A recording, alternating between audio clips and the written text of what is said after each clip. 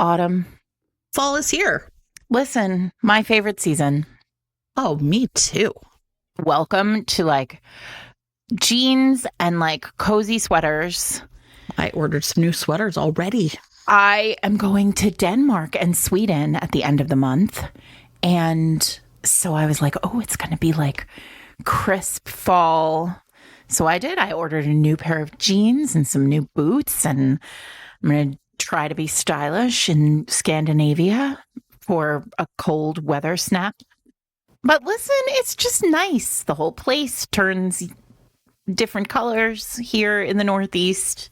And that's before, I'm not a pumpkin spice person, but I understand there are a lot of people who love those spices, and I support you, as Jen would say, and not in an ironic way like Jen would say. Like Jen often texts me when I say I'm enjoying a book that she doesn't like. She's like, well, I support you.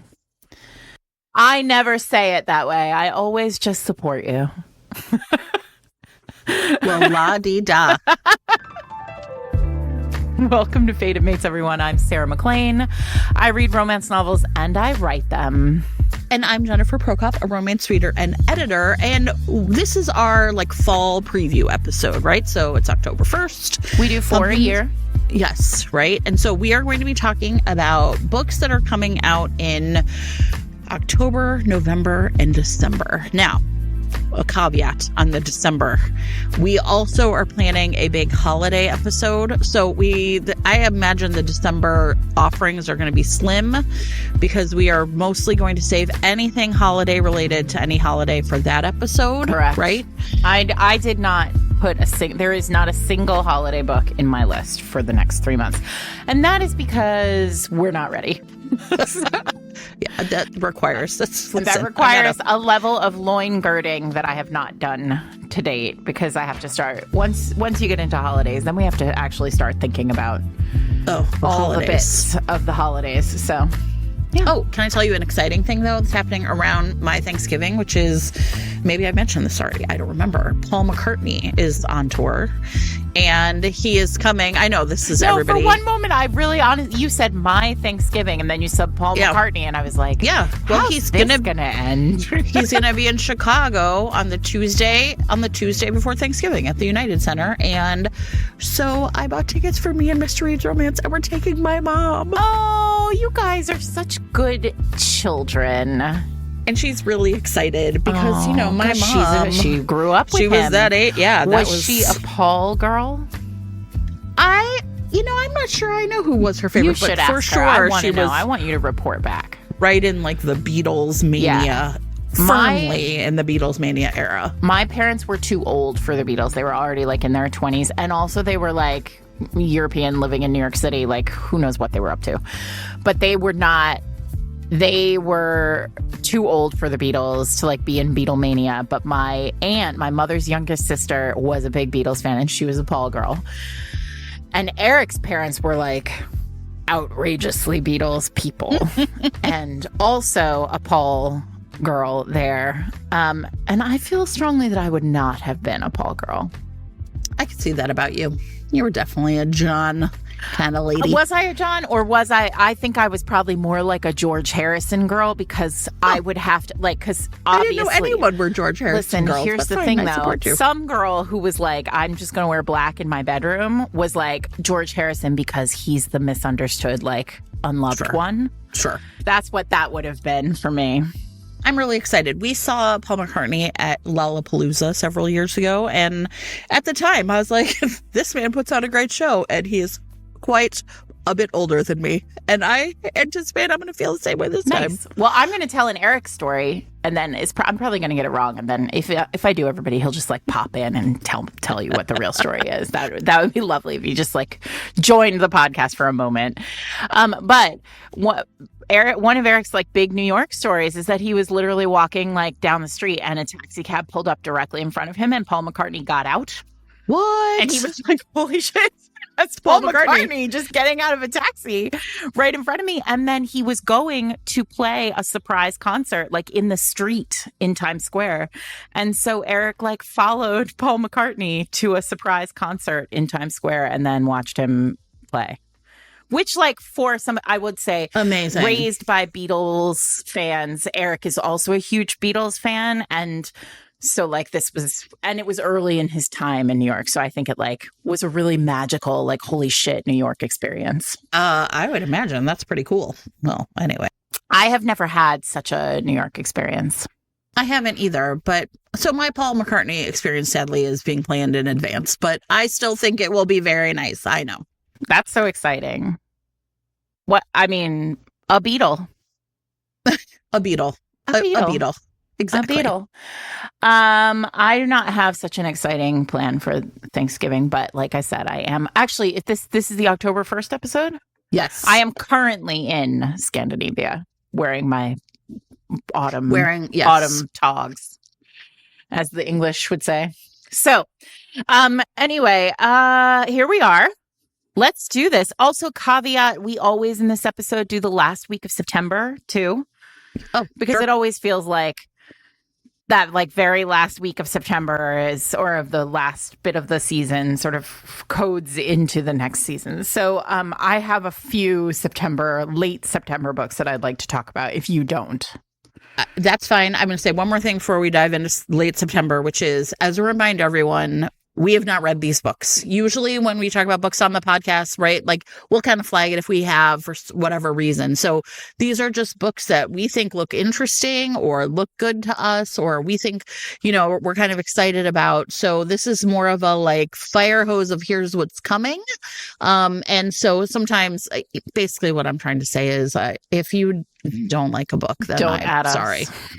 Don't. I mean, for what it's worth, that's what we always say. Like, we don't know. We don't know what you're going to like out there. In fact, here's what I would say. And I think we've talked about this in the, like, long ago. We had talked about this, but I would bet there are people who are like, oh, I don't like what Sarah likes, but I do like what Jen likes. Oh, I'm sure it's got to be the case. Right. Absolutely. But either way, we don't know what we're doing here. All we're doing is basically judging books based on cover and catalog copy. Correct. So as God intended, right? Okay. I mean, that's how romance gets read. I don't know what to say.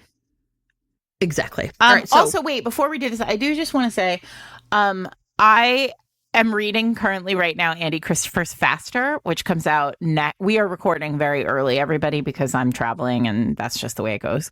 But it comes out beginning of September. And I don't know if we talked about this on the summer preview episode. So I just want to say that not only am I reading Andy's Faster, but I have also been influenced by Andy and Adriana into Drive to Survive, the F1 show. And now I'm like truly having like an F1 renaissance. And I know that those of you out there know that my like very strong feelings about F1 romance, but I will tell you that I'm really enjoying Andy's Faster, which is, you know, a threesome book. You're going to have a great time. Very sexy. Like it starts with a bang, just the way you want an Andy Christopher book to start. And so, yeah. And if you like Drive to Survive, you're going to have a great time with this. And before anybody asks, the answer is Toto, the coach of the Mercedes team, is where I'm at right now. And I'm really enjoying myself. Anyway, so now we've done that, Jen. I support you. I know you do. Everybody, if you're in the Discord, just tell me if you're watching this F1 show, because I'm really enjoying myself. I'm only on season 2. But okay. All right, September, you go. Yeah. Do you have September books, or am I just fire hosing September? I think I didn't. Okay. I don't think I have any September I'm going to be quick. First of all, on this past week, actually, 30 days, half September. So yesterday, Diana Quincy's The Earl That Got Away came out. You all know I am a huge Diana Quincy fan. I will read whatever she writes in whatever format, in whatever genre, forever and ever. This one is it's a second chance. The heroine, who is an Arab American, Nyla, has always regretted calling off her engagement to the man she loved because he wasn't successful enough for her family. And she was like, kind of pushed to end it by her family, despite the fact that she deeply, deeply loved him. And when she gets to England for her sister's wedding, she is shocked beyond measure when she runs into Basil again. But Basil is not the same man Nyla rejected all those years ago. He's inherited a title, and he is the Earl of Hawksworth, and he is a very sought after bachelor, and he is pissed that she rejected him all those years ago. This is one of those like revenge, second chance stories. It's got a little bit of an Again the Magic feel to it, and Diana knows the job. So that's The Earl That Got Away. That's out this week. Maggie Weston has a Harlequin historical out this week called Resisting the Forbidden Widow. A more Harlequin title you could not find. And basically, it is the heroine Mary has lost her husband. He died. She didn't just like misplace him. Sorry, she just put him in a closet and couldn't find him again. Oops. And so she's basically vowed, like, I'm never doing this again. I'm never marrying again. Like, this is it. I did the thing, and now I'm just a straight up widow. She takes a position. She needs money, so she takes a position as Cameron Sykes' assistant. And she's like, this is perfect. He's going to pay me money. I'm going to be independent. If this is everything I could possibly want. And then Cameron's like, hey, I need a titled wife because I'm like a working man and I need to like level up in society. And so a titled bride will do the job. And so they end up working together to find him a perfect bride. And Jen, what do you think happens? Mary realizes maybe she would like to be said bride. So that's a Boss Secretary historical. Love it. And then Megan Frampton has one out this week too, called The Scots Seduction, which is about Lady Drusilla Courtenay, who has sworn off marriage, our favorite kind of independent romance heroine. She has not sworn off sex or romance, but she is not interested in getting married. So we love a kind of evolved historical heroine. And she is working to help a battalion of other women also sort of throw off the shackles of dependence on men. Unfortunately, she does this. She does this to the niece of, or to the niece of a particular kind of grumpy earl, and he convinces her that if instead she assists with his niece's debut into society, he'll give her enough money to really like make a go of like helping other women stay independent. So she has to sort of reckon with that. She decides she's going to take him up on his offer. How hard could it possibly be? And these two end up falling in love. And then this one I paused at on NetGalley, and then I immediately requested it. It's called The Dreamer and the Deep Space Warrior by T.K. Tucker. And the tagline is Predator meets Bridgerton. Wait, how did I miss this? Amazing. Wait, and I'm pretty sure, though I can't be certain, that it is simultaneously a Regency and an alien romance, which like, fuck yes. Like that's what I just want everybody to be like, what if I took Predator and Bridgerton and smashed them together? That's the vibe I'm looking for the end of 2025. So here's the deal. Isabel is about to be married in like a marriage that she doesn't want. And so she's basically decided that like if she's going to spend every single moment she possibly can before she marries into this like, before she marries into this loveless kind of union, doing like whatever she can do, whatever like she feels like doing. So she finds herself one night in the woods investigating two strange lights, like flying objects that crash land in the woods on her property. And then She gets there and there are like massive armored beastie men battling. Sure. Obviously. And the winner claims her as his spoil onto his alien ship. We are starting with a literal bag, and I'm Do not I mad need about to it. say more, Jen? I don't think Need so. to say more? I do not who believe knows? that you do. Lady Isabel on an alien ship. I have no idea where this is going, but I super duper hope it goes into smashing. I can't correct. imagine that it wouldn't, is what I'm saying. Like this, if it doesn't, it's a failure on all counts. But if it does. So that's The Dreamer and the Deep Space Warrior. And honestly, the cover of this book, chef's kiss. I'm delighted by it. So that is September with Sarah. September with Sarah. Okay, everybody. So let's jump into October with Jen, I suppose. This week's episode of Fated Mates is sponsored by the authors of the Monsters in Moonlight series, a collection of Halloween romances. Okay, everybody knows I love when a bunch of authors get together and they all write on like a theme. So if you go to Kindle Unlimited and look for the Monsters in Moonlight series, you're going to see these 6 different books. So you can get each one individually. And so it's like a collaboration of authors that all agreed to tell Halloween tales with a monster romance twist. Fun. So I know, I love it. So every book has at least one monster main character and the person or people they fall in love with.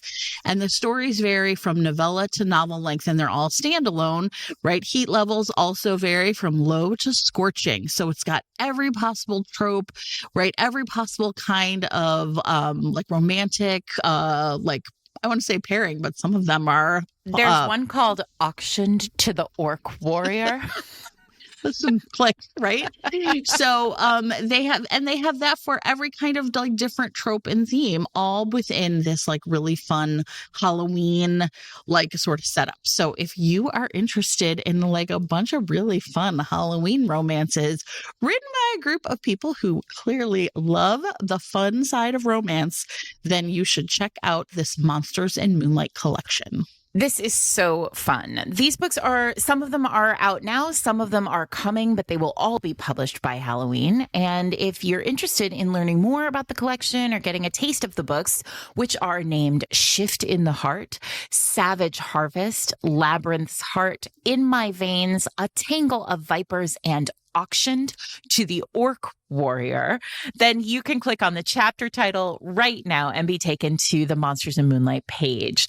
The books are available in ebook and in Kindle Unlimited. And thanks to RM Fire, Natasha Wilco, Jaylee Austin, Tegan Lewid, BL Lucas, and Bree Blackmore for sponsoring this week's episode. Okay, so one of the books I am looking forward to in October is called Hell's Heresies by Kat D. Coffin. In this book, we have a mischievous demon poltergeist in Emery Fox's new home. So this thing is redecorating the house, stealing her stuff, and leaving blood-soaked messages on the mirror. Now, some of these messages are helpful, like reminding her to buy milk or grab an umbrella, but she's just not really like that type of girl. So in a desperate attempt to get rid of this supernatural nuisance, she has like a kind of a DIY exorcism that goes wrong. She accidentally opens up a rift between worlds and unleashes the forces of hell into her quiet New England town. Don't you hate it when that happens? So anyway, now there is a dangerously attractive and seriously irritated demon named Samel on her side. And obviously, Emery now has like a real important job to do in hell, which is she has to track down and exorcise every demon before the portal to hell consumes everything. And so there you go. That's Hell's Heresies by Kat D. Coffin. Perfect. Terrific work. All right, I want to talk about Female Fantasy by Iman Haririkia. So here, this is really interesting. Junie, our heroine, is a copywriter by day and a fanfic writer by night. And she has some trouble because of her sort of high expectations, if you will, of men in this day and age, locking one down. And that is because she is constantly dating and dumping disappointing men. But every potential suitor has one flaw, and that their fatal flaw is that they cannot hold a candle to her book boyfriend, like the prototypical kind of the platonic ideal of boyfriends. And he is the protagonist of her favorite fantasy romance and a sexy merman. And she is like, Sure. if not merman, then nothing. So what she realizes, though, over the course of this book is that this character is based on someone the author knows in real life. So she embarks on this like quest, this road trip to track him down, meet him in person, and determine if in fact he is, as she expects, her soulmate. Unfortunately, he goes, she ends up sort of telling the wrong person, and now her brother's annoying best friend insists on hitching a ride with her. And so these two end up on like an epic road trip, and this one is a brother's best friend and Junie romance, because I'm pretty sure she's gonna not end up not finding her soulmate in some rando guy from a book. But anyway, what's interesting about this is everybody's talking about this book because it's sort of a meta romance about romance and romance about romance novels. I'm excited to read it, and multiple people have recommended it to me. So it's getting great reviews. Female Fantasy by Iman Hariri Kia. And I apologize if I mispronounced your name. Have you told, we have to text Zoraida immediately, what with that merman and all? Oh, I know.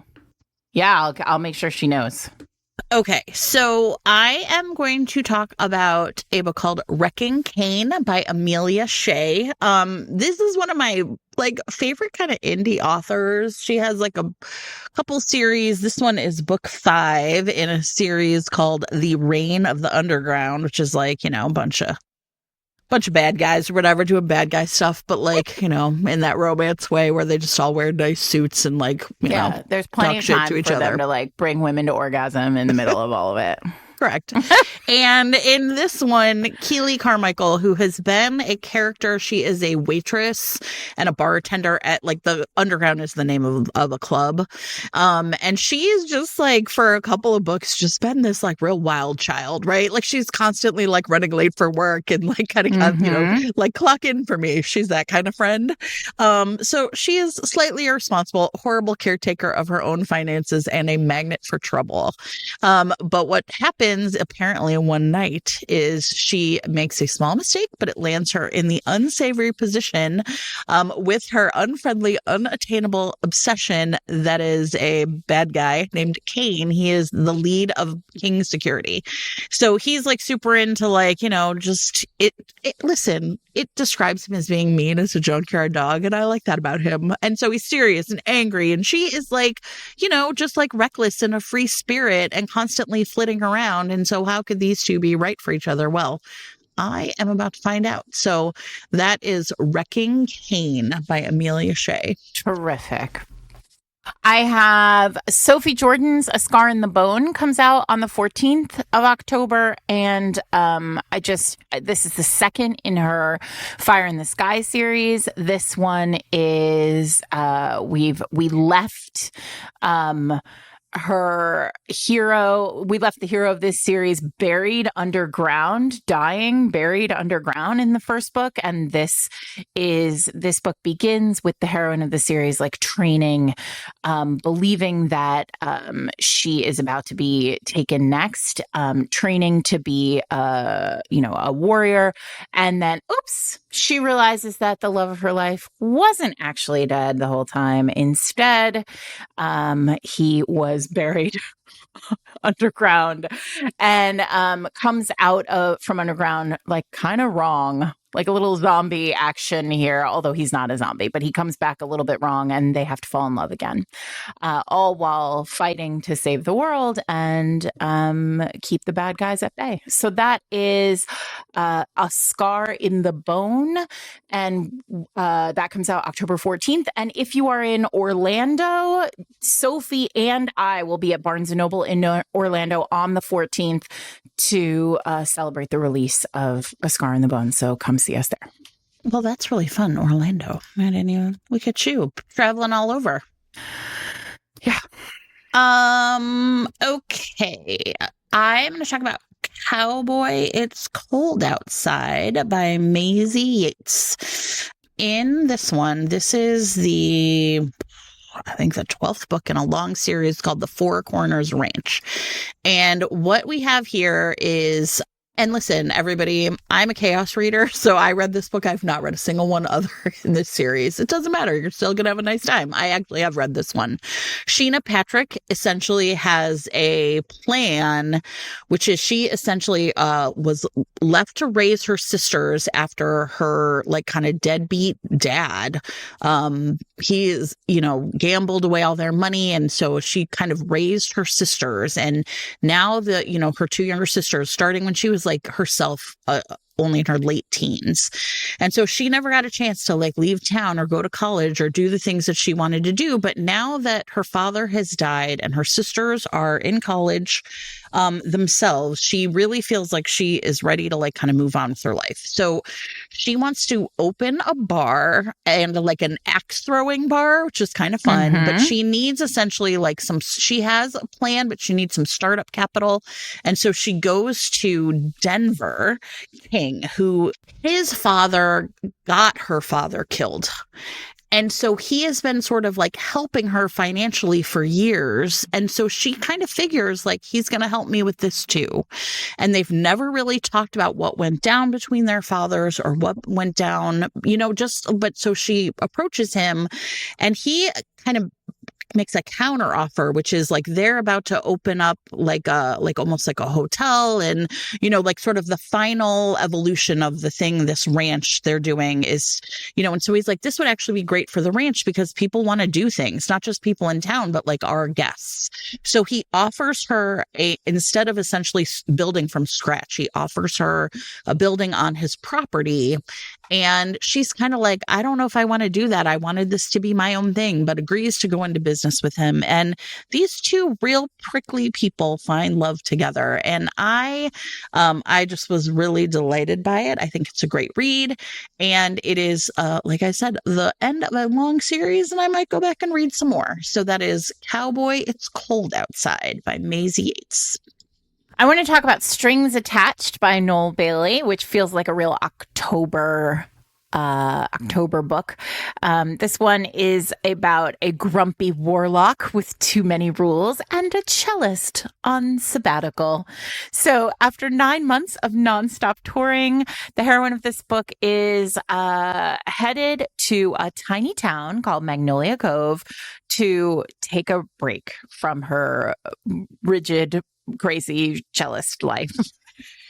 And while she's there, she's hoping that she will just like reconnect with her music. She will just like have a calm, quiet, like autumn in Magnolia Cove. What she is not looking for is Dean Markham, the town's intimidating council leader, who is very grumpy and a very big stern scowler, and has to approve her extended stay in this small town. Here's the thing. Dean is a warlock, and this island full of magic is kind of a secret, and our heroine is not supposed to notice that the island is full of magic. So the problem is that like the moment that Dean meets her, he's immediately drawn to her, and he finds it very difficult to push her off of this island, even though her being there is going to be a little bit tricky for him. So the more she's there, the more things get out of hand, and the more Dean has to figure or decide if he's willing to sacrifice all the hard work that he does to protect the island to maybe not protect his heart very much. So, these two, it looks like a fun, like cozy, a little bit magic-y read for October. That is Strings Attached by Noel Bailey. Okay, so I'm going to talk about A Pack for Winter by Eliana Lee, which everybody, I'm not going to lie to you. The cover of this book really does look like I don't know, like a Mary Poppins type librarian is about to like blow out of the school library. But then you read the blurb and you realize that's not it at all. In fact, Ivy Noel Winter is content with being a 31-year-old unbonded Omega with no prospects of a pack. She is, in fact, a 5th grade teacher. She has wonderful friends, and a baking show marathon isn't going to watch itself until a snowstorm and a power outage traps Ivy in her classroom after hours with 3 men: Rome, the new alpha music teacher; James, the flirtatious beta vet he's bonded to; and Logan, the town's grumpy alpha electrician. I don't know what's about to happen, but I think it's going to be real sexy. Whether or not this should be happening in anyone's classroom, I'm just going to have to leave that up to you.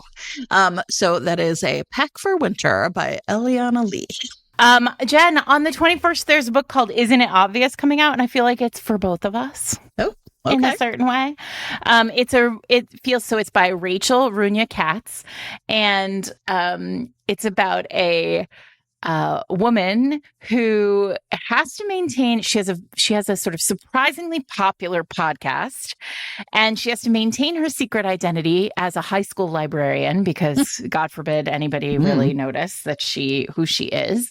But it's gone sort of viral, this podcast, and so she needs a producer. She's decided like it's just too much work. She needs a producer to help her like make sure that it all succeeds. So she hires a remote freelance producer with the understanding that they will never they will only talk to each other in pseudonyms, like because she has to maintain her secret identity. So she hires this guy, Kevin, and they fall in love over email, only to discover that in real life, they fucking hate each other.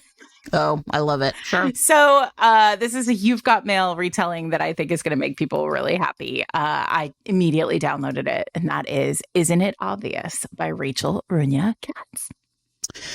Okay, so I am going to talk about London Calling by Rita A. Gordon. This is a modern day marriage of convenience, which I feel like is kind of a tough one to come across sometimes, right?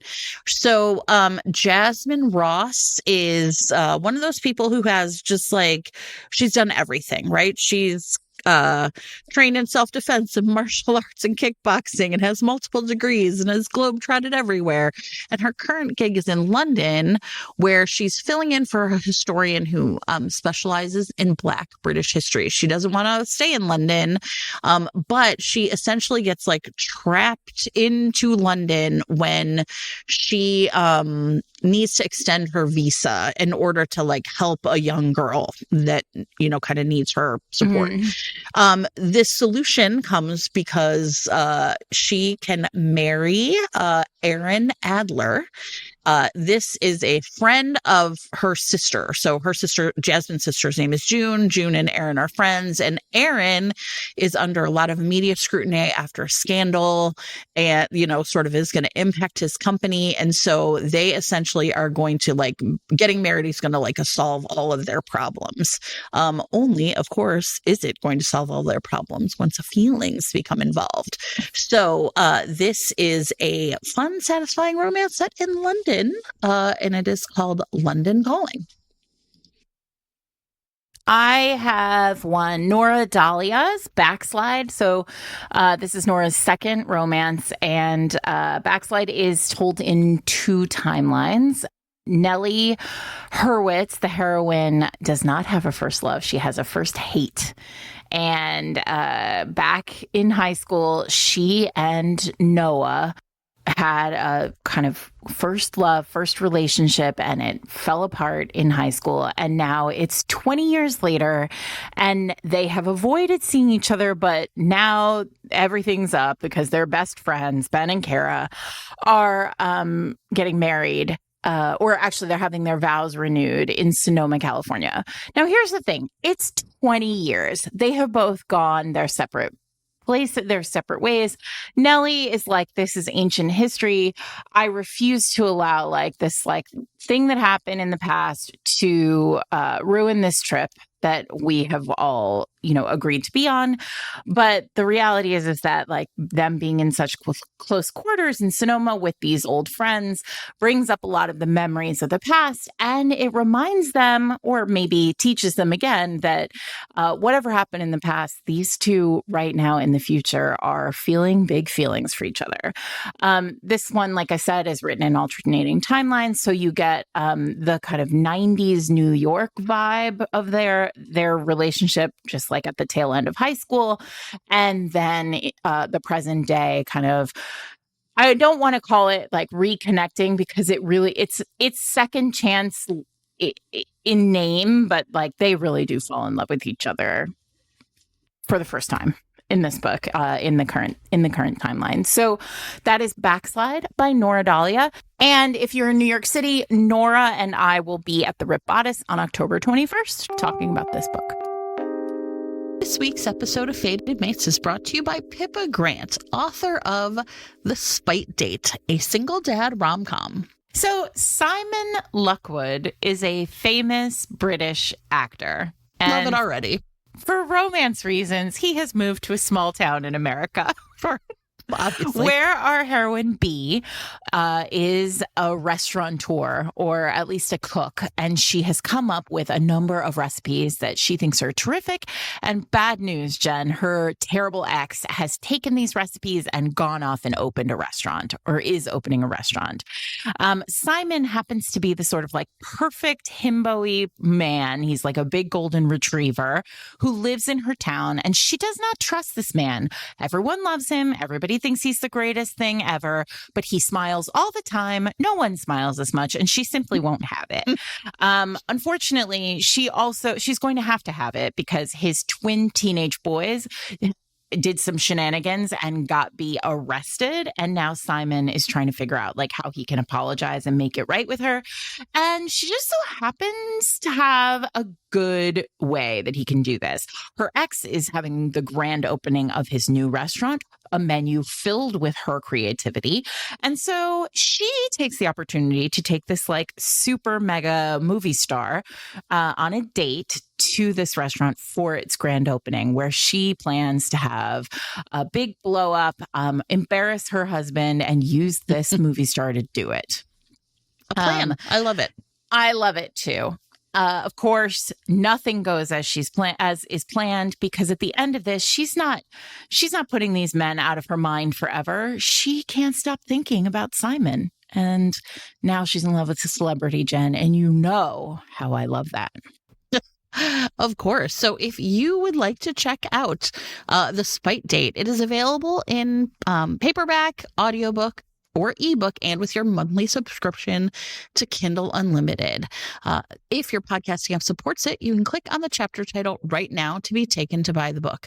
Thanks to Pippa Grant for sponsoring this week's episode. Okay, so I'm going to talk about Play You For It by Samantha Saldivar. Oh. This is a I pulled that one for you to tell you about it. So yeah, sure. I'm like, I'm so excited about it. So this is a sapphic romance between a sports journalist and her latest source, the first woman to be named as head coach of a Division I men's basketball team. So yeah, exactly. I'm so down with this. So Jordan D'Amato is the first woman who's named the head coach of a top level men's college basketball team. And journalist Caroline Beck is determined to get the story. So Caroline has been essentially like, I guess everyone calls her Beck, has been determined determined to like sort of, she's been like fighting her way into the world of sports reportings. And so being the person to get like the first one-on-one interview with this elusive head coach could be a big break. But Jordan, of course, is wary of the media and feels that they are going to just, like spike her chances, right? Like treat her as a spectacle and not as like a serious coach. So, and of course, there is like a deal, right? So Jordan's, the president of the university or whatever has made it really clear that this is basically a temporary assignment. If she can't lead them to victory, then this is not going to be a permanent job. So when the two sit down for an interview, there is an intense and undeniable chemistry, but you as a journalist cannot fall for your source or certainly someone you're interviewing. And so this is going to be a big problem between them, especially as a national tournament is in sight and both of their careers are on the line. So that's Play You For It by Samantha Saldivar. So I'm going to do a sapphic one too now. I want to talk about The Devil She Knows by Alexandra Bellafleur. I was fully charmed by this book. I have read this one. It has a terrific meet cute. The premise is that Samantha, our heroine, has had like the worst day of her life. Her life is unraveled. She thought like she was going to get married to this like perfect woman who she was dating and living with. And now like her relationship has ended. She has nowhere to live and she gets trapped in an elevator. Like she gets into an elevator and like, boom, suddenly it goes wonky. It's on the fritz. And there's like this great sort of like very cinematic moment where the lights flicker and then boom, there's this beautiful woman standing in the elevator with her. She is like perfect. She is dressed beautifully. She is beautiful and she's very funny and charming. And it turns out she's a demon. And she is there to offer Samantha a Faustian bargain, basically. She gets 6 wishes in exchange for one tiny little thing, her soul. And there is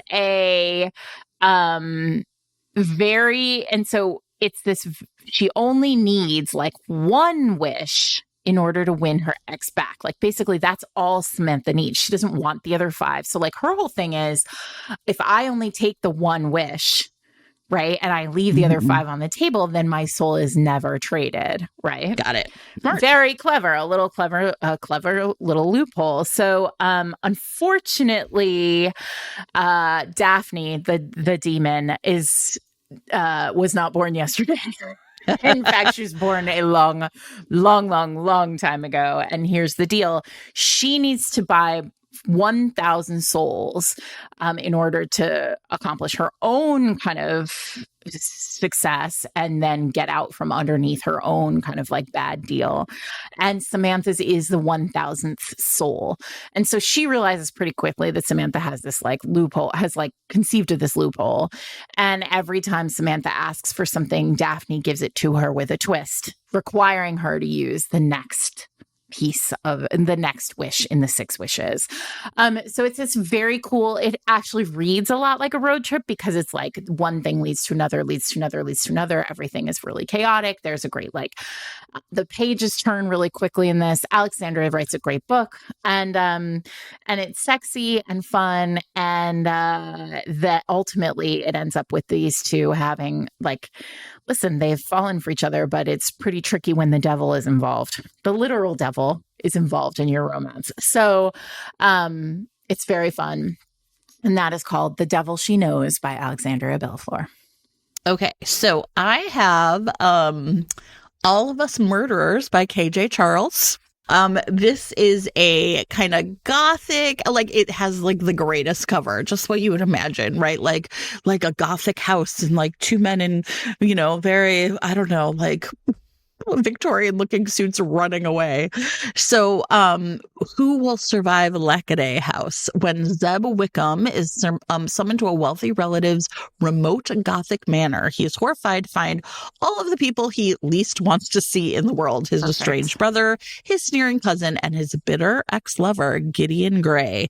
Things could not possibly get worse, bum, bum, bum, until the master of the house announces the true purpose of the gathering. He intends to leave his his vast family fortune to whoever marries his young ward, setting off a violent scramble for her hand. Zeb does not want any part of this or his greedy family, but when he tries to leave, the way is barred. The walls of Lackaday House are high and the gates are locked. The mists are rolling in and there's no way out. So fear and paranoia are ramping up pretty high for Zeb. He has nowhere to turn but to the man that once held his heart. So as they can these two warring lovers reunite, uncover the murderous mysteries of Lackaday House, and live to tell the tale. Ooh, well, we love a KJ Charles book, so 100%. What else? I have so many October books. Okay, let's talk about. Oh, well, let's talk about Kate Pierce because I was very excited about this. Kate Pierce has a new book coming out, and I love a Kate Pierce book. She writes a very, very sexy historical. And in this new series, she is flipping Regency London on its head. She's got this, the book is called Only Rakes Need Apply. And it's about a woman who, Carenza Smythe Harding, who is a widow and basically is like, the only thing I miss about my husband is that he was great in bed. And now I would really appreciate it if somebody else would be great in my bed with me. So she does 2 years of mourning as required. And now she is like, how do I get myself done to? And so she goes out and she leaves an advertisement in a newspaper, leaving very little to the imagination, and has multiple men from all over the town trying to figure out like who she is and also applying for the position that she has advertised, which is basically like, I don't need you to talk. I just need you to be good in bed. And here's the deal, like confirmed bachelor Julien Laurent is very happy to apply, only to discover that his longtime friend and widow is behind the advertisement. And so he's basically like, no, wait a second. Like, I am very happy to provide whatever you might need in bed, and to avoid anyone else discovering that it's you and ruining your reputation. And so she's like, well, I mean, prove it. Amazing. And this is exactly the kind of book I want from Kate Pierce. Kate writes a very, very sexy historical. You guys are going to love it. Okay, so I have Julia's Song is Undateable That's on my by list too. Susan Lee. In this one, which comes out at the end of October, Julia Song is the CEO of Starlight Cosmetics. So this is like, she is really at the height of her career. She is in charge of this big, huge Korean beauty company, but she is single and 30. She has a terrible track record at dating. And in the eyes of her Korean family, that's just like unacceptable, right? Like her professional achievements are not up to par if it means that, she isn't married. When her beloved grandmother drops the bomb that she's sick and her dying wish is for Julia to get married, she realizes that she is going to need help, or at least in a moment of weakness, she asks her family to help. They set her up on 3 dates to find the one, but it's never going to work. She's undateable. If only there was a coach for that. So she taps her old friend Tae Kim. He is sort of currently unemployed, living in his parents' basement. He's caring for his ill father. He's become like a bit of a fix-it man. He's, like the guy, but that's not a real job. So the pressure to get his life together is a lot. But when Julia asks him for help, maybe this is just the distraction he needs, but maybe they are dateable to each other. So that's Julia Song is Undateable. That was on my list too. I want to talk about Ava Wilder's Some Kind of Famous. I think Ava's a great writer, and this one is about, all her books sort of edge up on celebrity culture. So in this case, Merritt Valentine is the heroine, and she about 10 years ago was an incredibly famous like singer-songwriter, and then she had a pretty massive public breakdown and had to kind of like disappear from the public eye. She abandoned Los Angeles. She moved into a tiny little Colorado ski town with her sister, hoping that she would like be able to mend and like avoid the spotlight, hopefully forever. Right? Maybe forever. Except, and everything would be fine, except she has a pretty inconvenient crush on a local handyman. And listen, I love a local handyman. I actually have another handyman book on my list for October too. But and Nico, the handyman, is extraordinarily handsome and like very kind. And they're sort of the wrong fit in a lot of ways, because for all of his like chill, even kindness, she has all of this like kind of unworked through baggage in her past, which is something that Ava's books always kind of negotiate with their heroines. But he has gone through sort of a pretty significant heartbreak, and he is kind of done dating anybody in town. That said, like he can't really stop thinking about Merritt, and she also, and everybody, even though the whole town is basically like, she's a mess, you shouldn't, that's not a real thing, you shouldn't go there. But she needs to fix up her house because her sister is getting married. So she needs to like move out of her sister's house and buy a new house and like fix it up. And Nico is the obvious person to help. So this one is for anybody who loves a home renovation romance. It's for anybody who loves a kind of like two people who are pretty broken, figuring out that like they have found the right person. Yeah, I love Ava's books. So I'm excited about this one. Some Kind of Famous by Ava Wilder.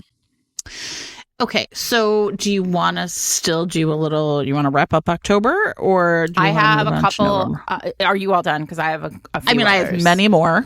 Yeah. But there are a few that I want to just tap. Like, I just want to say Dark Needs at Night's Edge is getting a reissue October 7th. Dark Needs at Night's Edge is a Cressley Cole book, part of the Immortals After Dark series. It's available now in trade paperback, or will be next week.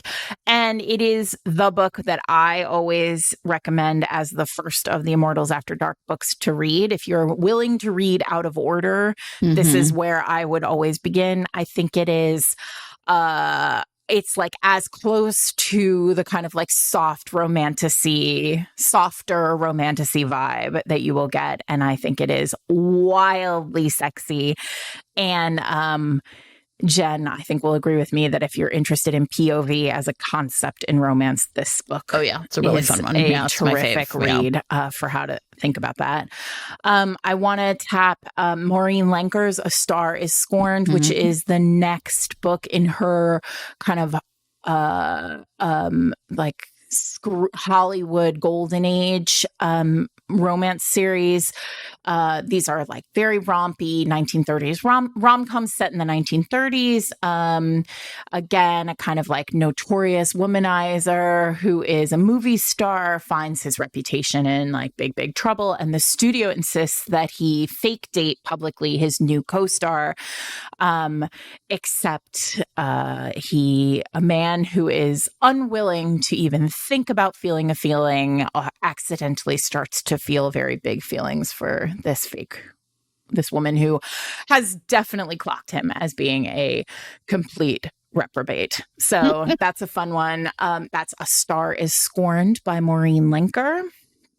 And then keep going. I have like some others to add to like the roundup for October. Yeah, I said that there was another handyman romance on my list. Amy Andrews' Blue Collar Billionaire. I was just gonna mention Amy Andrews. I love her. Well, I should tell you, I met Amy in Australia.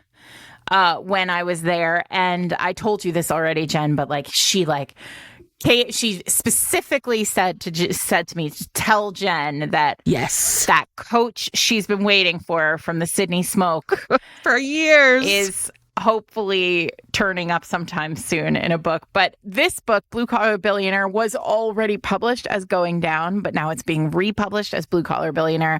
It's like a ER doctor and like a sexy handyman, except oops, he's also a billionaire. Listen, amazing. That's what I want from romance. Like secretly a billionaire is really a fun time. Oh yeah. Go ahead. Oh, okay. So, Jess Michaels, who, if you are like a historical reader, she just is really prolific and writes a great novel, has Once Upon a Courtesan coming out. And I was like, okay, I like that. And then 2 YAs to keep an eye out for if you are looking for a young reader in your life.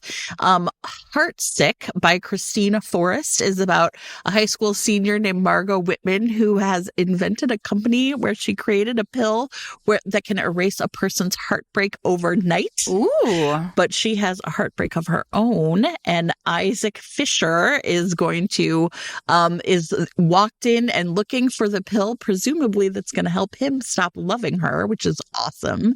And then one that sounds really fun, another YA that sounds really fun, is called Real Love by Addie Woolridge.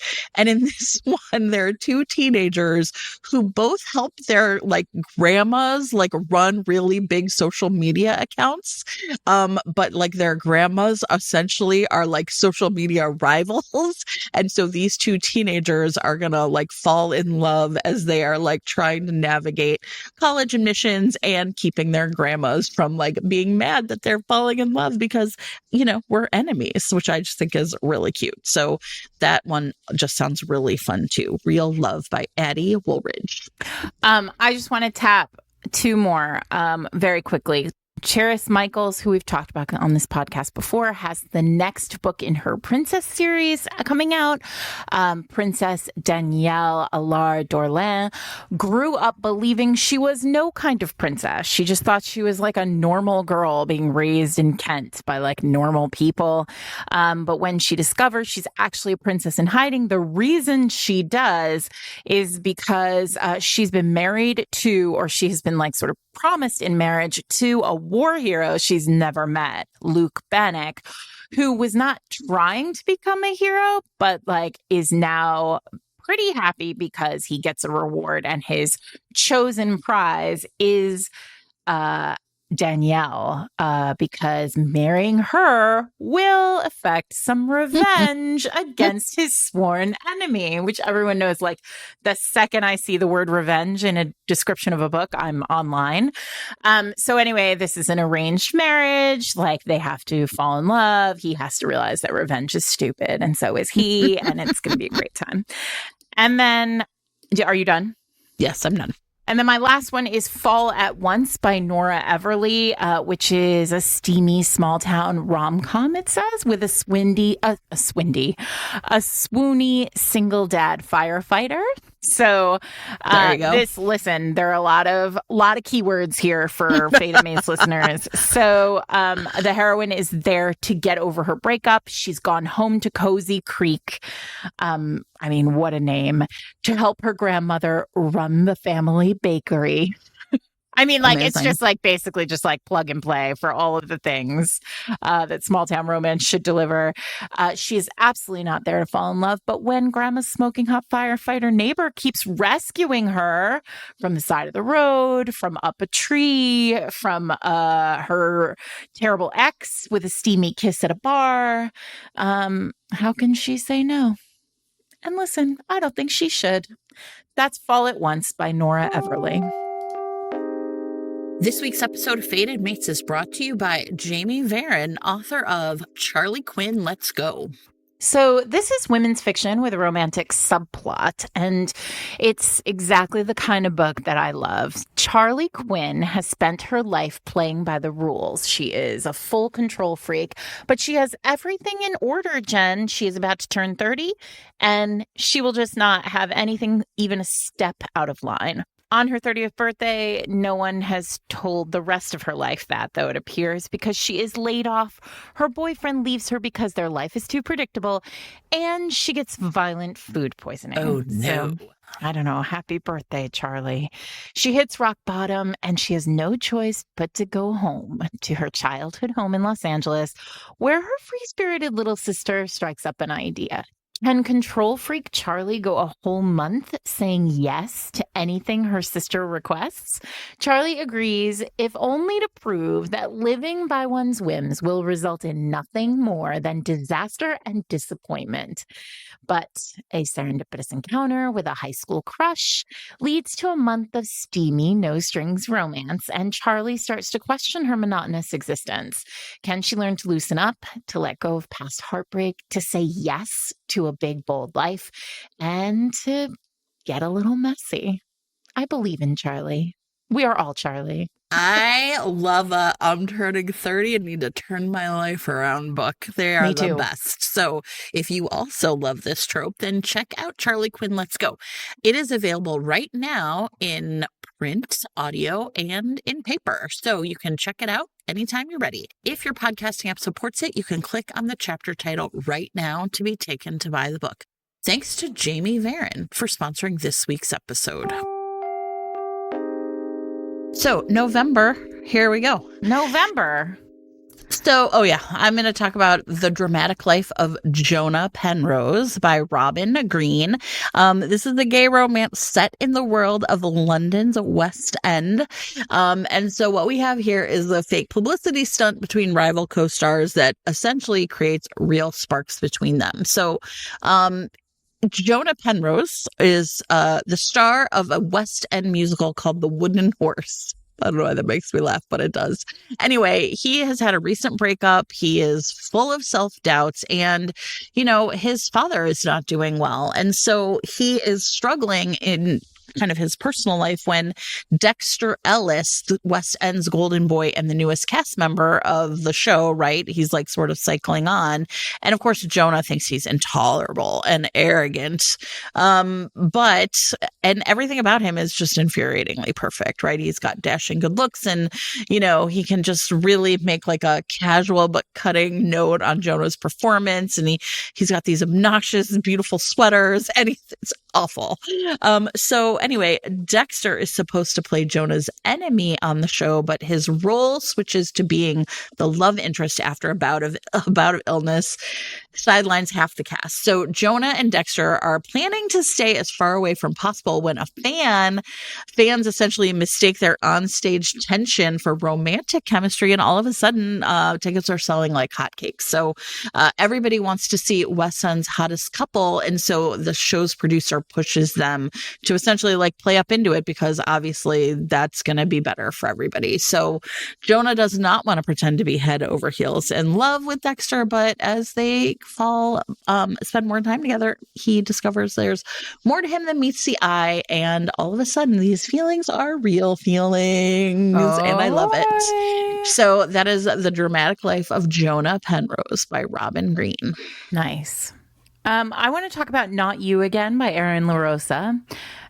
This is a very cool setup. Every day in Julian, California is April 23rd, and they are stuck in a time loop. All you need is a light jacket. Okay, I'm sorry. That's actually April 25th, I think. Sorry. If you know, you know, everybody. If you don't, check show notes. Okay. Okay. But so they're trapped in this, the whole town is trapped in a time loop. And you would think that this would be like a pretty cool thing and very inspiring for a screenwriter. But Carly Hart is waking up every morning at her father's funeral. And she wants out of this. Well, it just so happens, listen, you know that I love a funeral. Funeral director Adam Rhodes is equally frustrated with this time loop. I mean, I think probably everyone's frustrated with this time loop, but these two have it particularly bad because Adam regenerates every loop in the middle of a fight with his ex-wife where she is like confessing or at least like admitting to her infidelity. And now like every time he regenerates into this time loop, he has to like kind of relive this confession. There is only one solution, which is they have to figure out how to break the time loop, which would be fine, except Carly and Adam honestly can't stand each other. So they have to work together to solve this kind of big cosmic mystery, which has something to do possibly with a solar flare and possibly with a daily solar eclipse and possibly with like magical astrology stuff that Carly thinks and possibly with like actual facts and figures in science like Adam thinks. And these two are at each other's throats, but they know that they are the only two who can work together to end this time loop, except when they do, they will have no more reason to be near each other. So that is Not You Again by Erin LaRosa. Okay, I'm going to talk about These Violet Delights by Madeline Rue, which is honestly, God, what a title. Just really, really pleased by that title. So this is a historical romance where a pair of star-crossed kind of lovers and like involved in a big family feud can they like find love together. So Violet Arden is a painter and she's just one of these like women who's like, I'm just going to lead a life of passion. But she meets with scandal and humiliation at her artistic debut in London where Alistair, how do you say that? How do you say that Regency name? Alistair? Yeah.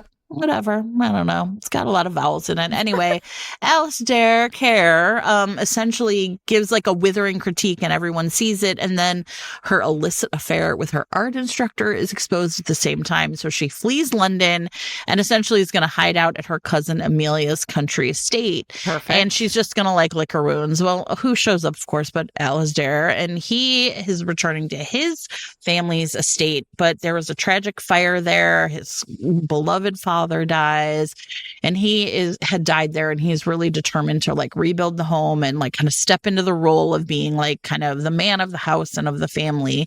But his rakish younger brother Fred, he can't seem to like leave things alone with Amelia. So Amelia and Freddie are having this affair which is dragging Violet and Alistair into like all of this business, right? So Violet is determined to ignore him, but in the end there are new fires that are something else going on. There's an overbearing clergyman. And so they're going to like kind of team up together, find the arsonists, but also try to ignore these new feelings blazing between them. Whew. So, sounds good. I know. These Violet Delights by Madeline Rue. We're in November still. Yes. Okay, I want to talk about, what do I want to talk about? Let's talk about All Superheroes Need Photo Ops. Sure. So Elizabeth Stevens kind of blew things up earlier in the year when she published All Superheroes Need PR, and now this is the next in the series called All Superheroes Need Photo Ops. This one is, alien superheroes have crash landed on Earth. Photographer Monica Newman has always had a little bit of a soft spot for a particular alien superhero who she thought was pretty hot the moment he crawled out of his pod. Unfortunately, these days, nobody is looking at Tyrannus and saying like, oh yeah, he's cute. They're all sort of saying, oh, he's sort of a mess and he needs an image boost. Monica is the logical person to give him that. One great photo op and she is going to make him a star once again. The best part, this will bring her closer to him and she will be able to maybe lock down this handsome superhero. Except an accidental recording reveals that he might not be a superhero after all. He might actually be a super villain.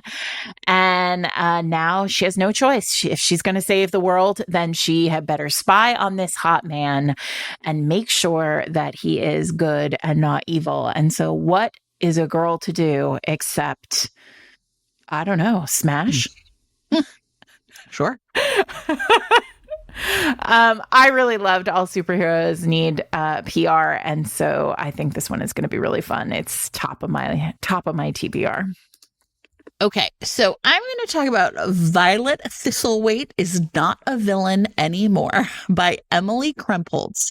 In this one, Violet Thistlethwaite, our heroine, is determined to start over after her being the right-hand man to a right-hand woman, I guess, sorry, to a dark sorcerer named Guy Shadowfade. Like, he's died, and so she's like, listen, here, I'm not going to be a bad witch anymore. I'm going to be a good witch. I'm going to be kind. I'm going to be better. I'm going to be good.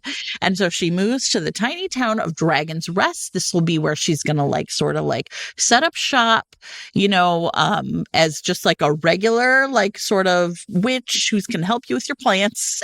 And she's going to set down roots, Perfect. open a flower shop, and like keep her homicidal houseplants in check.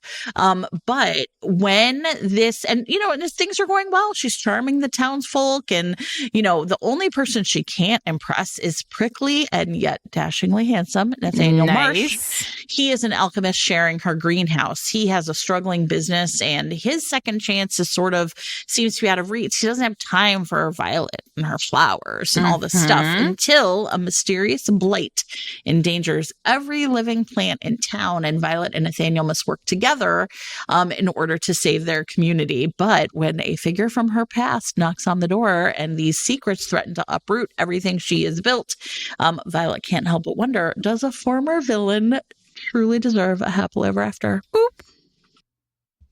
I don't know. I bet you do, Violet. I think it's okay.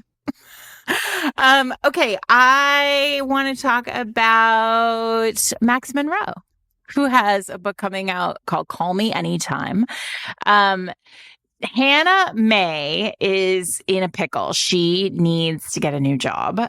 She needs to get a job. How about that?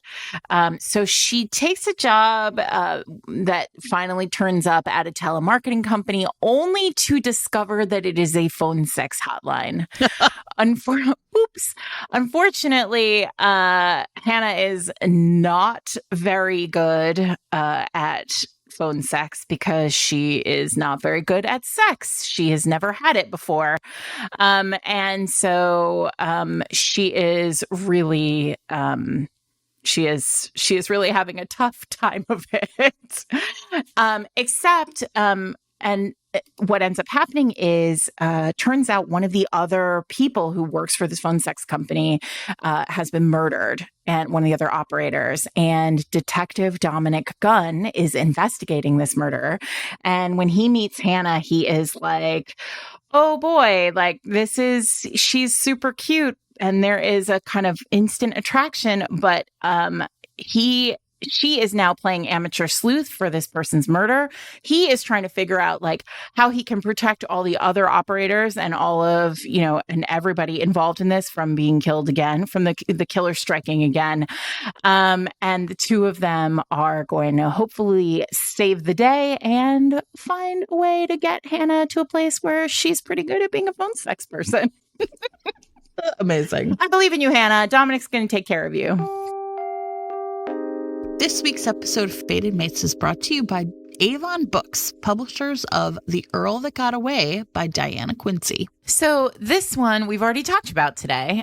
This is Diana's second in her Sirens in Silk series, and it features Arab American Nyla Darwish, our heroine, who has always regretted calling off her engagement to a man she really loved 8 years ago because her family disagreed with the match and felt that he wasn't successful enough for her.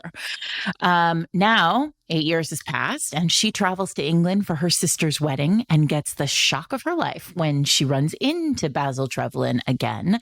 She is overjoyed because the fates have given her a second chance at this opportunity to have Basil, the man she loves. For his part, though, Basil's pretty pissed, and he has rebuilt himself in the years that they've been apart. He is bruised and broken from the rejection that she gave him, and now he's inherited an unexpected title. He is Earl of Hawksworth, which makes him rich, titled, and powerful in England, and one of England's most sought-after bachelors. He is incredibly bitter. He is unwilling to let himself feel for Nyla ever again, cold and distant and everything we want in a historical hero. And I think it's going to be a big mess, and we're going to love reading it. Of course. So if you'd like to check out The Earl That Got Away, it is available right now in print, ebook, and audio. If your podcasting app supports it, you can click on the chapter title right now to be taken to buy the book. Thanks to Avon Books and Diana Quincy for sponsoring this week's episode. So I love this upcoming one. This is called The Maid of Sherwood Forest by Cian and Bessie. And this is part of a series called the McQuivey's Costume Shop Romance Series. So basically what happens is you are just like a regular person shopping for a costume. And then when you put it on, if like the things all work out the way they're supposed to do, you end up time traveling into like the book or the costume, right? Like into that story. Sure. So in this case, Mariah Clinton has a passion for archery. She works as a sous chef in a contemporary London in a contemporary London restaurant. And so she is goes to the costume shop to rent a medieval gown. But next thing she knows, she's standing in a castle kitchen in 12th century Nottingham with no idea how she got there or how to return. I don't care. That's all I want. Yes. I know. To modern times. So she's forced to pose as a kitchen servant, and she has to draw on her ingenuity and courage to survive in a world in which she shouldn't exist. But when her skill with a bow draws the attention of outlaws in Sherwood Forest, she's swept into a conflict that is more dangerous and thrilling than she could have ever imagined. Terrific work. I mean, I don't know. Like, listen, if you, like me, grew up with a certain love of, that cartoon fox. Yeah, and I'm like kind of embarrassed to admit that Kevin Costner movie. Sorry. Oh, so, sure. And anyway, that terrible song I listened to a million times. Nobody needs to talk about it. Wait, Sting, Rod Stewart, and Bryan Adams. Am I correct? A real holy trinity of old lady music. Listen, let's not curse Mariah like this. What was the name of that song? Everything I do it. Yes. Oh God, I'm so humiliated right now. Anyway, The Maid of Sherwood Forest, everybody. Well, I'm into it. Listen, you know what else that movie delivered? It was Alan Rickman as the baddie. Chewing so much scenery. I'll cut you. What is it? I'll cut your eye out with a spoon or like something. And they're like, why not a knife? And he's like, because it's dull or stupid. I think about that spoon being dull every time I open my cutlery drawer. Anyway, Alan Rickman was amazing. Jury's out on everyone else. We're just going to pretend none of that happened. Okay. Wait, it's my turn. Yes, it is. How about Pick Me by Victoria Shad? So here's something that's interesting to me. Pickleball has had a little bit of a time here in romance. And I think that's interesting because I don't think pickleball is like the most sexy of sports. Though I'm happy to be told wrong. But this is interesting because Brooke Murphy, who is a cowboy romance ghostwriter, is looking for inspiration. And she has a little bit of a crush on a guy who seems to take pickleball like very seriously, like possibly too seriously. I'm going to say too seriously, just like as me, Sarah. That's my take on your take on this. Okay. She has a crush on this guy. And so she's like, what if I learned to play pickleball and then I could like throw myself into the I don't know, path of this handsome man. And so she decides she is going to hire she's very not athletic. And so she's like, I'm going to go and hire a coach for this. So she hires Owen Miller, who is like a pickleball coach to the stars. And he is like, okay, fine. Like he is happy to be paid to teach idiots to play pickleball. Like, he does not take this seriously in really any way.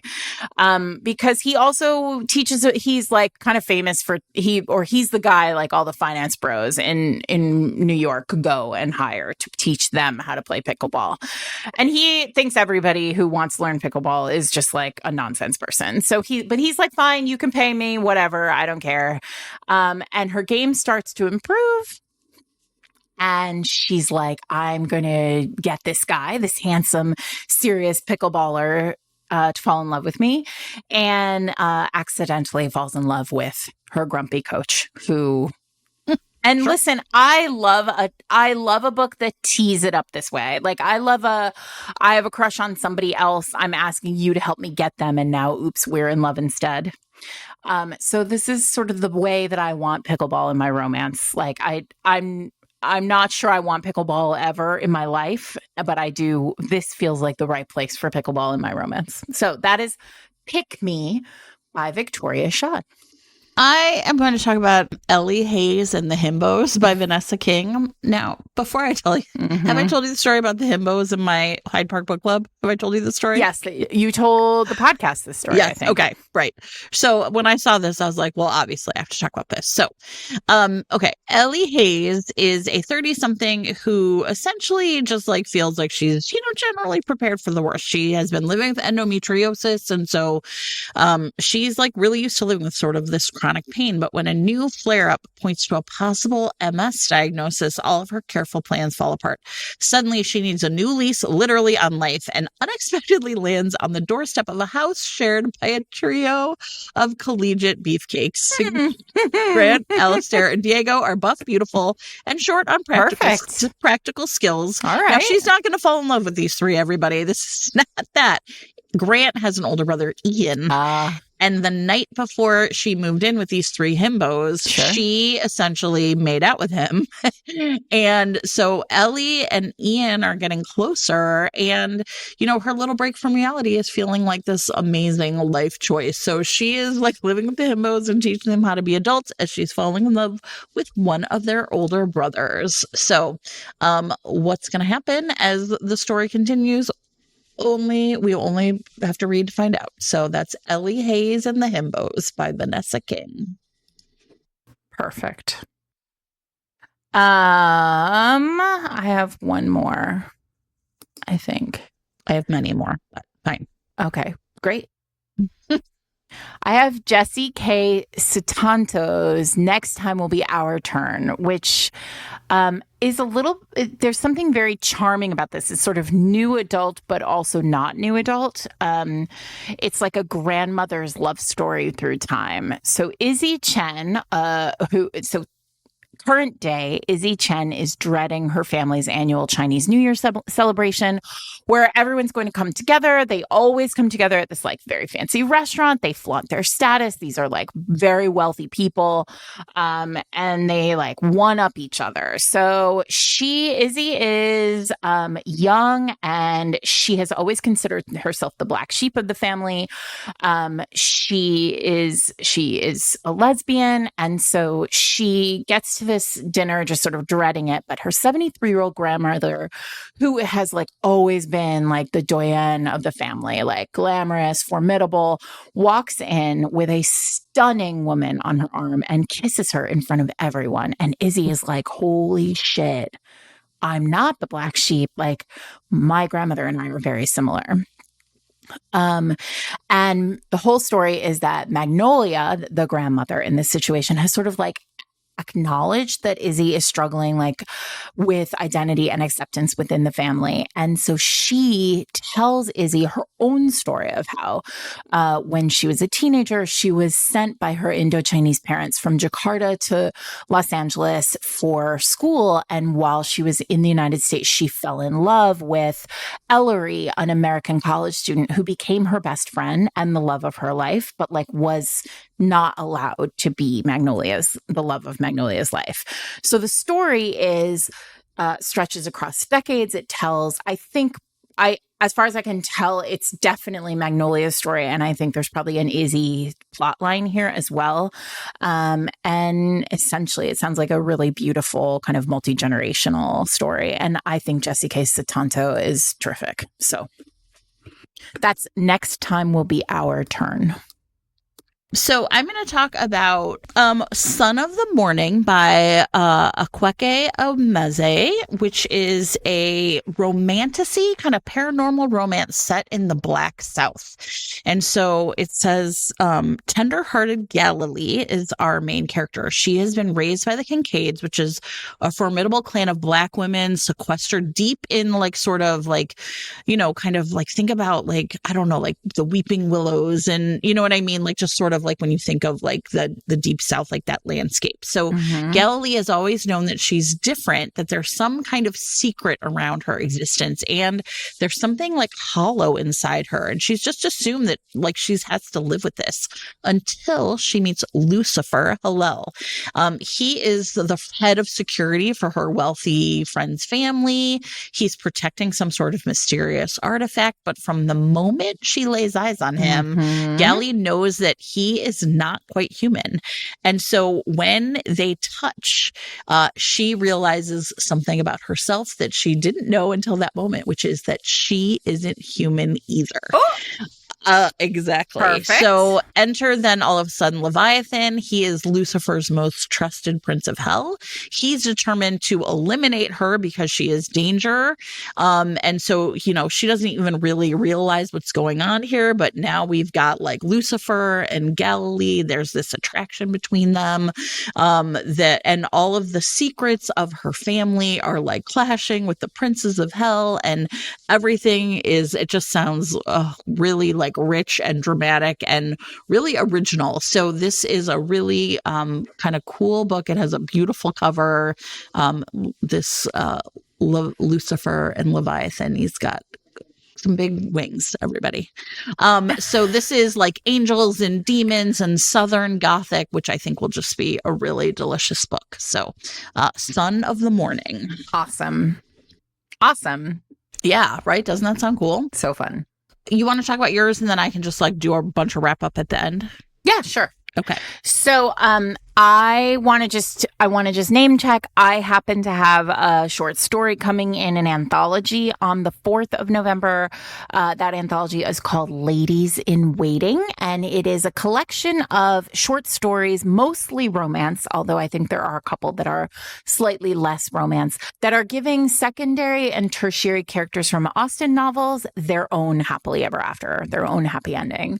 And what's exciting about this is it is the 250th anniversary of Jane Austen's birth.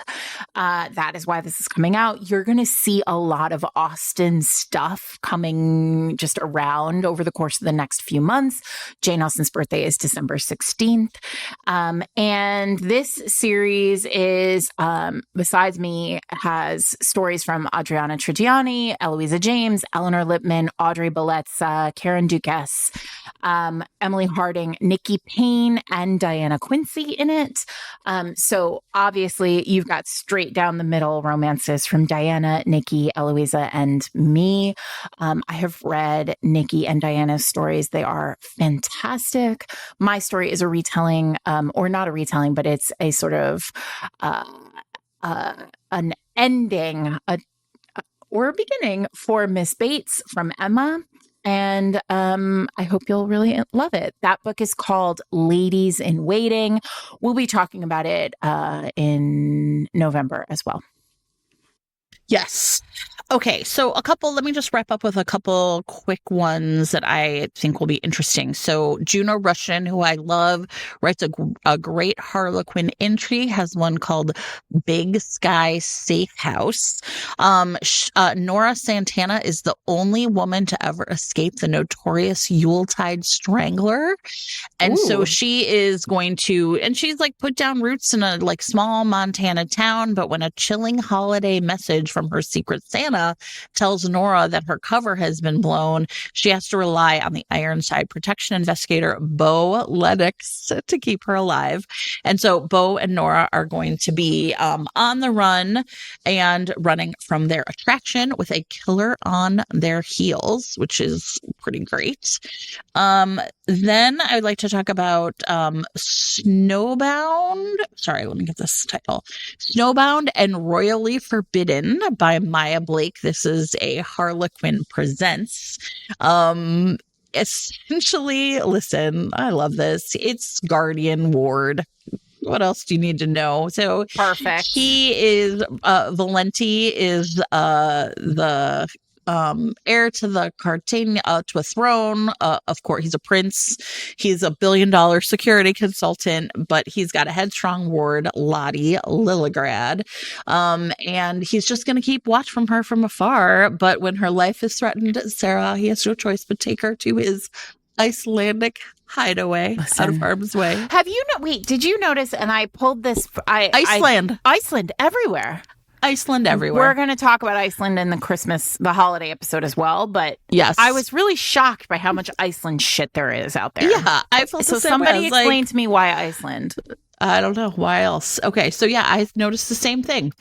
Okay, The Reluctant Reaper by Mary Jane Davidson actually just looks, I don't know, it just looks great, everybody. So in this one, it says, what's a death god to do? Amara Morgan most people in their 20s are like, oh good, I'm gonna inherit the family business. Amara does not feel that way because her father is death. So her childhood included watching all of her favorite people sometimes being taken away from her dad, like by her dad. And, she knew that he wasn't doing it on purpose, but this is not a job that she wants. So, and one of the things is that she has is because of this is she can sense when someone's when she meets someone, she can tell when their final moment will be, including her best and only friend, Gray. So even though he's the funniest and the kindest and the most understanding guy she's ever met, she can't allow him to get any closer because she knows his moment is coming all too soon. But now her father is dying, and what's going to happen? So Death is comatose, and Gray doesn't want to be left behind, and Amara's mother is a mess, and the death gods are gathering in North Dakota, as one does. Nice. So that is The Reluctant Reaper by Mary Jane Davidson. And then I have one other one. This one is a book I actually worked on as an editor. It is what I'm going to call like a cozy, like essentially almost like a cozy mystery kind of romance. So this is, if you were ever like, you just want something sweet, there's absolutely like no sex in this book at all. Like if you're like, I want to like share this with, like maybe like someone in your, who's like kind of maybe interested in a little romance, but a little. In this one, Aurelia Lindham inherits a London bookshop from her beloved aunt.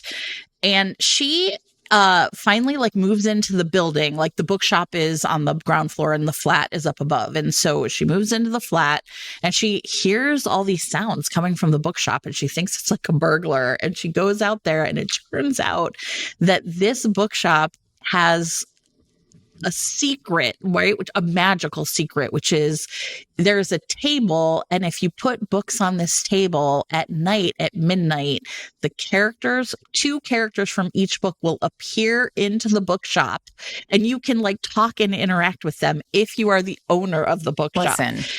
This is perfect. This would immediately make me open a bookstore. Yeah, and it's like a really fun premise. And what happens is, in this case, it's characters from Sense and Sensibility, Little Women, Anna Karenina, and then like her aunt's favorite book. And she like basically realized her aunt like left that one book out because this one guy is going to like explain to her how the bookshop works. And so she starts rewriting a book, like rewriting essentially the ending for Count Vronsky, who is unhappy at the way his story ended. And in doing so, falls in love with the editor who is going to help her like kind of bring the story to life. It's just like a really delightful Terrific kind work. of like a literal, like when someone says cozy and you're kind of like, I'm not sure what that means. This is a great book. So this one comes out in November, and it is called The Midnight Book Club by Emily W. Anderson. Adorable. I love it. December? We'll do some quick Decembers, but mostly December I think is going to be, Oh no, I have 4. So. Okay, perfect. Yeah. Okay. My first one is December 2nd, The Bodyguard Affair by Amy Lee. So a secret romance writer discovers that the hottest story of summer might be the one happening between her and her boss's bodyguard. So listen, Andy Ziegler, our heroine, she lives a double life. By day, she is the absolutely crackerjack, perfect personal assistant to the Prime Minister of Canada's wife. Sure. By night, she writes romance novels under a top secret pen name. And when her steamiest book, The Prime Minister and Me, unexpectedly becomes a bestseller, rumors begin of a secret love affair between her and this Prime Minister. It's a big problem. Enter the Prime Minister's closest bodyguard, Nolan Crosby, with whom Andy had a failed one-night stand 3 years ago. Nolan is in town when the scandal erupts, and Andy immediately ropes him into a fake dating situation to protect everyone's reputation in this, like basically, and also their bosses. Like everybody thinks that it's actually that the Prime Minister is having an affair.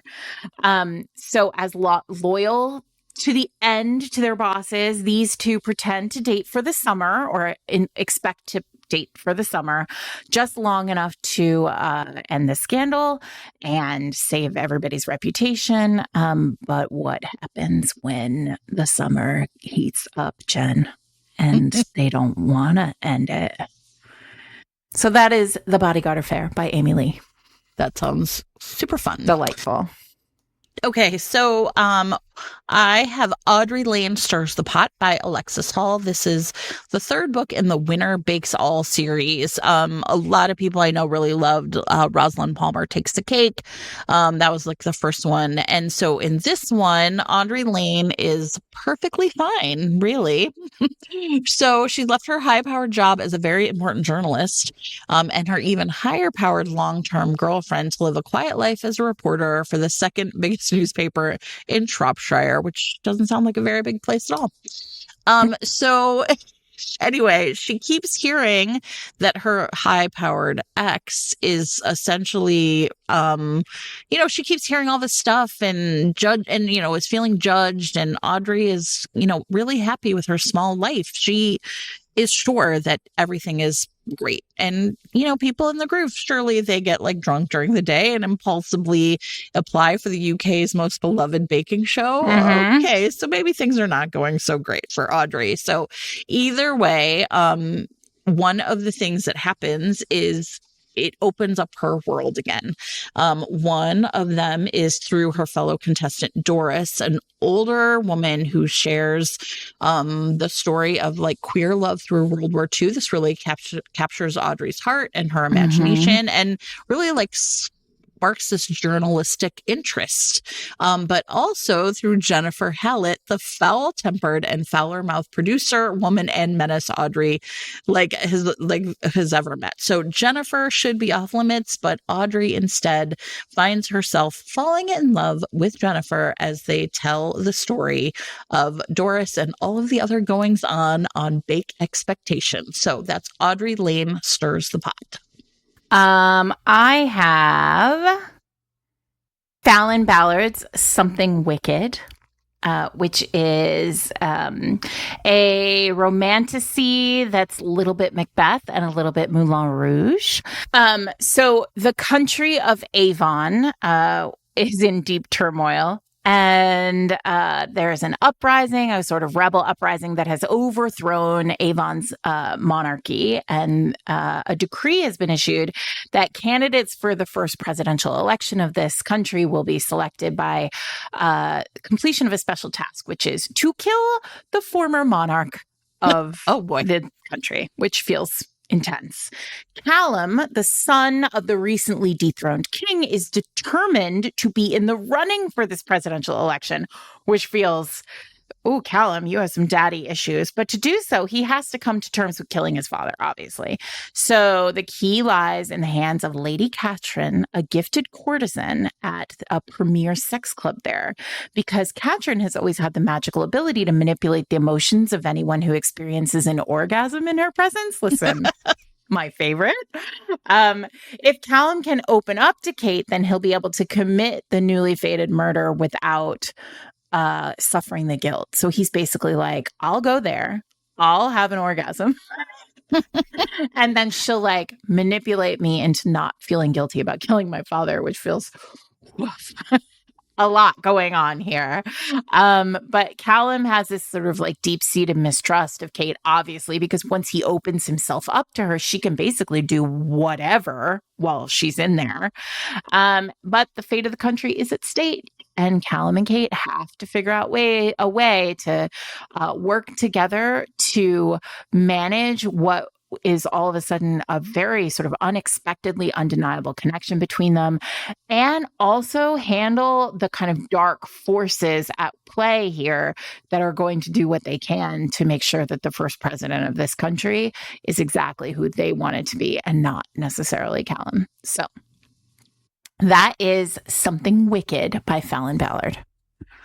Okay, I have Her Time Traveling Duke by Bryn Donovan. And so in this one, we have Rose Novak. She's a free-spirited museum employee who dabbles in a little magic.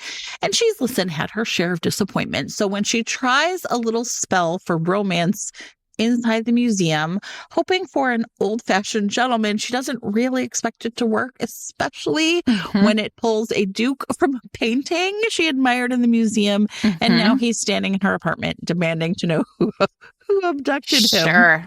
Absolutely. So, this all makes sense. Perfect Henry sense. Leighton Lyons, the Duke of Beresford, has searched tirelessly for a way to turn back time and be with his late wife again. And instead, just as he's about to pose for his portrait, he's ripped centuries forward by this feckless, scantily dressed and utterly bewitching young woman who believes in nonsense like magical crystals and astrology.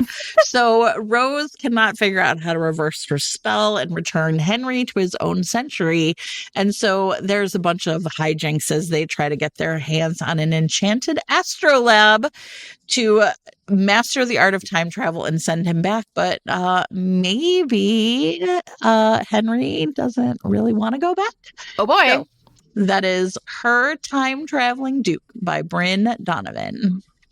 Okay. I want to talk about how to grieve like a Victorian. I know. You guys, I'm so easy. Were you like, this is for Sarah?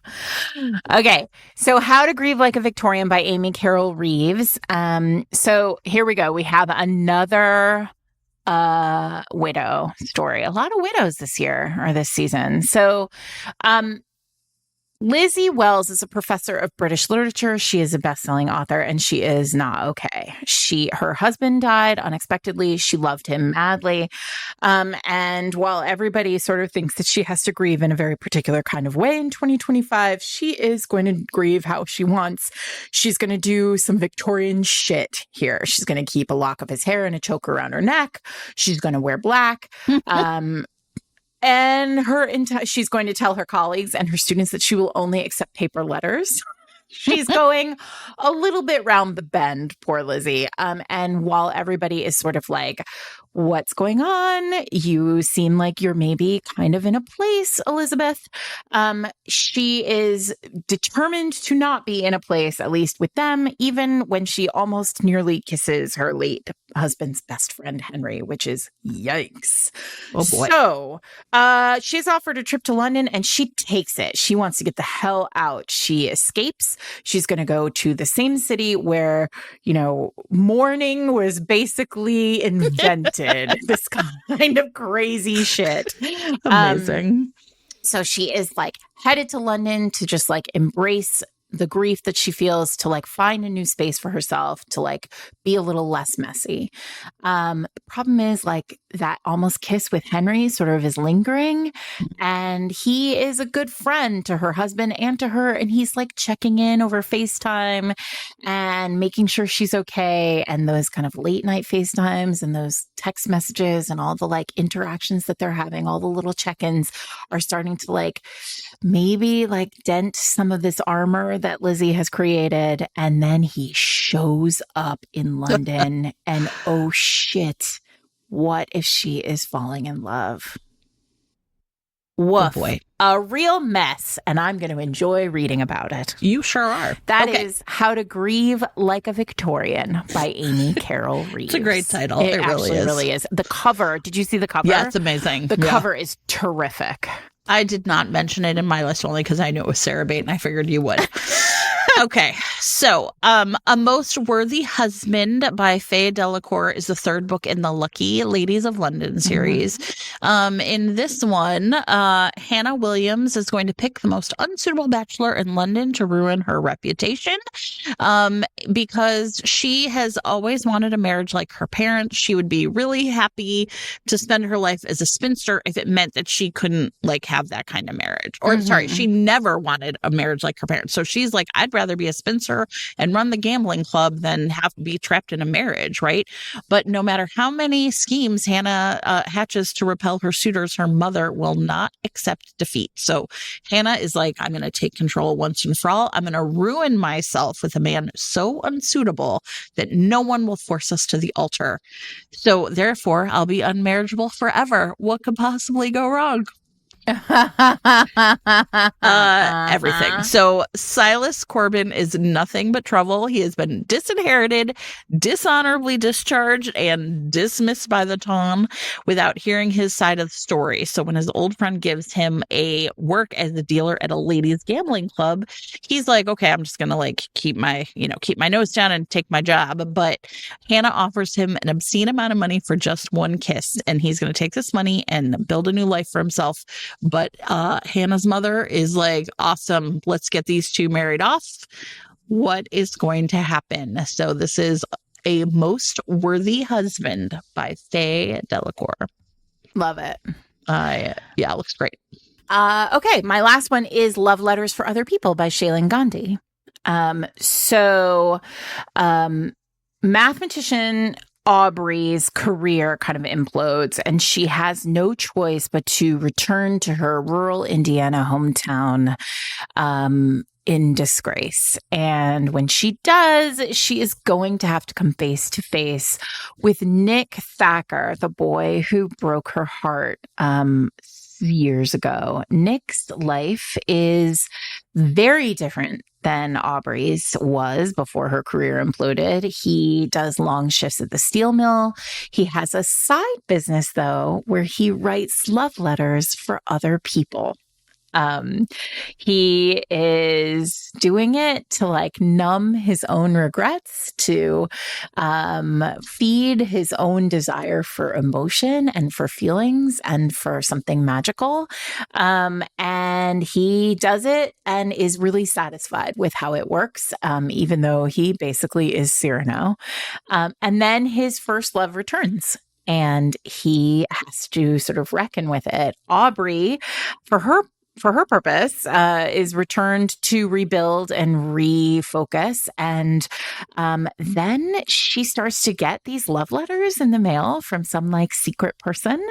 And they start to feel very familiar to something that she had felt a long, long time ago. And as this connection deepens, she starts to really sense that like maybe this mystery love letter writer is somebody she does know and somebody she used to love. And now she's going to have to choose between leaving this tiny little town she was desperate to leave and staying for a love that is worth it, maybe.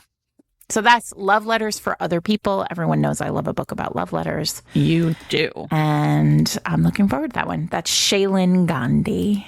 Okay, I have one more, and then we'll wrap up December and wrap up this very long episode. So that is Sparks Fly by Zakiya Jamal. And in this one, a late bloomer named Stella Renee Johnson, her roommate invites her to a sex club party, but bails at the last minute. And so Stella is like, I'm going to use this opportunity to finally cash in my V card. She's like tired of dealing with it. And like, this is the perfect opportunity. But just when things are heating up between Stella and a sexy stranger, they realize that he doesn't have a condom, and Stella takes it as a sign this was not meant to be and like takes off. Frustrated in more ways than one, Stella, shortly thereafterwards, of course, is shocked to learn that the digital media website where she works is partnering with an AI company, and that stranger is not only her CEO's brother, but also the CEO of that company, the AI company that is going to build something that's, of course, threatening her job. So despite this conflict of interest, Stella and Max can't resist this magnetic attraction they have towards each other and agree essentially to keep their personal lives separate from what's happening at work. But the more they discover that they have so much in common and are falling in love, the more they are at odds at work because he's, going to get rid of her job for her. So Stella and Max have to decide whether or not they can think with their heads and walk away from this relationship or follow their hearts and take a chance on love no matter what the cost. And that is Sparks Fly by Zakiya Jamal. Well, what a list. Yes. We have really done the job here. I know that a lot of you out there listen to these episodes and like take copious notes, but you don't have to worry about taking copious notes because we keep a big list for you. You can head over right now to fatedmates.net and click on episodes where you'll see the show notes for this week's episode, in which Jen puts together a very beautiful array of covers. You'll be able to see the covers of the books that we have talked about, and also you'll be able to click through, see the plots of everything, and you'll get you'll find everything you need. We make it all very easy. Traditionally, no, I'm not going to say that one. So this is Sarah McLean. I'm here with my friend Jen Prokop. We are Fated Mates. Again, you can find us every single Wednesday, wherever you get your podcasts, and online at fatedmates.net. Just hit episodes to see all the show notes. While you're there, you can also click on collections where you can see groups of romance novels recommended by Microtrope or unique categorization from our listeners, from some of our favorite authors, and from other people who we think are experts in making little batches of romance novels. So you can, if you're ever just sort of thinking to yourself, oh gosh, I don't know what to read, I wish I had some recommendations from a real person and not an algorithm, you can head over to fatedmates.net and click on collections to see that. While you're over there, you can also check out Fated States, which is the political arm of Fated Mates. That's where we are raising money right now for next month's election in Virginia through the States Project. If you head over to fatedmates.net and click on Fated States, or you can go to fatedmates.net/Fated States to find out more about our partnership with the States Project. We are raising money for the Virginia off-cycle elections right now. This will be the first election post-Trump where, so we're hoping that the Democrats will just dominate, but in order for them to dominate, they need help in Virginia, and we are raising money to help them. Also, you can find us online at Fated Mates Pod on Instagram, at Fated Mates Pod on Threads, and at Fated Mates on Blue Sky. Also in show notes this week, you'll be able to see information on my October 14th event with Sophie Jordan in Orlando and my October 21st event with Nora Dahlia at the Red Bodice. And anything else, Jen? No, just go read something great or tell us about it. Yeah. Thanks to all of our sponsors, and we'll talk to you next week. Bye, everyone.